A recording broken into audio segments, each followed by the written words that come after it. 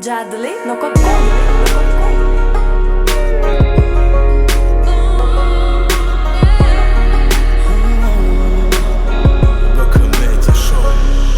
Yine sensiz gelli seher bu yerlere, yine yelken açtım sensiz günlere.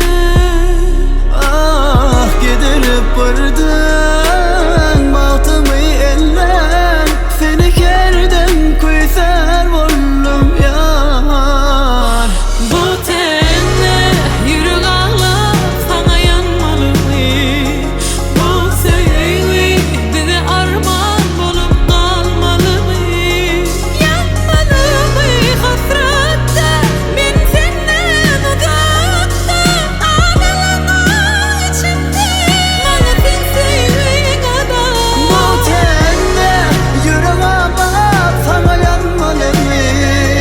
Bu sevgi bize armağan olup kalmalı mı?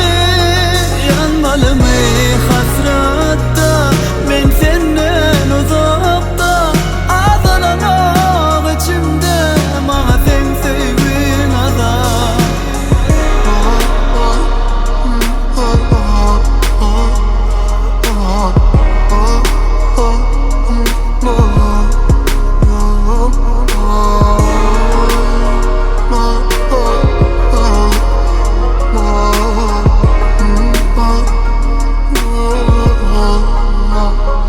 Öykali saçlarını oynan yerlere, öykali seni menden ekden yollara.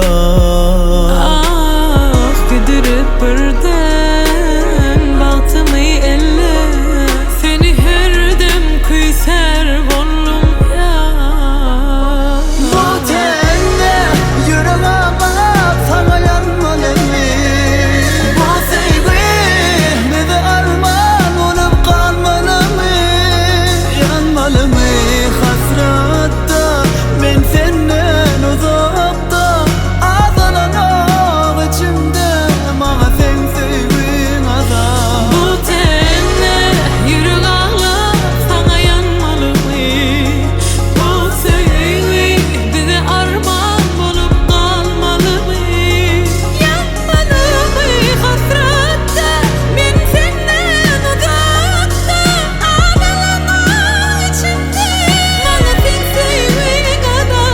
Bu tenle yürek ağlar sana yanmalı mı? Bu sevgi bize armağan olup kalmalı mı? Yanmalı mı hasretten sen benden uzakta?